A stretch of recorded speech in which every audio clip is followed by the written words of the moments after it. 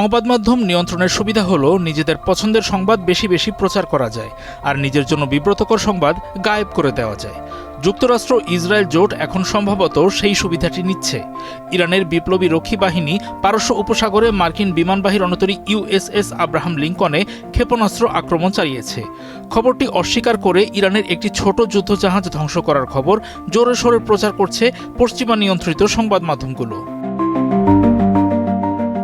ইরানের স্থানীয় গণমাধ্যমে ১ মার্চে দেওয়া এক বিবৃতিতে বিপ্লবী রক্ষী বাহিনী জানিয়েছে ৪টি ব্যালিস্টিক ক্ষেপণাস্ত্র ওই রণতরীতে আঘাত হেনেছে। তারা আরও বলেছে, স্থল ও সমুদ্রে সন্ত্রাসী হামলাকারীদের কবরস্থান বড় হতে থাকবে। যুক্তরাষ্ট্র আর ইসরায়েলের হামলায় দেশটির সর্বোচ্চ নেতা আয়াতুল্লাহ আলী খামেনি নিহত হওয়ার পর ইরান এই পদক্ষেপ নিল।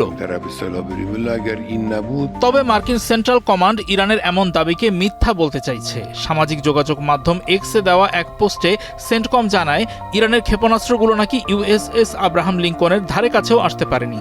রণতরীটিতে নাকি কোনো আঘাতই লাগেনি। তারা দাবি করেছে, মার্কিন জনগণকে রক্ষা এবং ইরানি শাসকের হুমকি নির্মূল করতে সেন্টকমের নিরবচ্ছিন্ন অভিযানের অংশ হিসাবে লিঙ্কন থেকে এখনও যুদ্ধবিমান ওড়া অব্যাহত রয়েছে। অন্য এক পোস্টে সেন্টকম জানায়, হামলা চলাকালে তাদের বাহিনী ইরানের একটি ছোট জামারান ক্লাস করভেট যুদ্ধজাহাজ ধ্বংস করেছে। মার্কিনীদের দাবি, জাহাজটি চাবাহার জেটির কাছে ওমান উপসাগরে তলিয়ে যাচ্ছে। তারা তাদের প্রেসিডেন্ট ডোনাল্ড ট্রাম্পের হুমকি মনে করিয়ে দেয়, ইরানের সশস্ত্র বাহিনী, বিপ্লবী রক্ষী বাহিনী এবং পুলিশ সদস্যদের অবশ্যই অস্ত্র জমা দিতে হবে, জাহাজ ত্যাগ করতে হবে।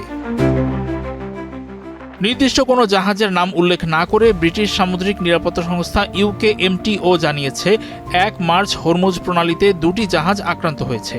সংস্থাটি এক বিবৃতিতে জানায়, একটি জাহাজ ওমান উপকূলের কাছে এবং অন্যটি সংযুক্ত আরব আমিরাত উপকূলের কাছে আক্রান্ত হয়েছে।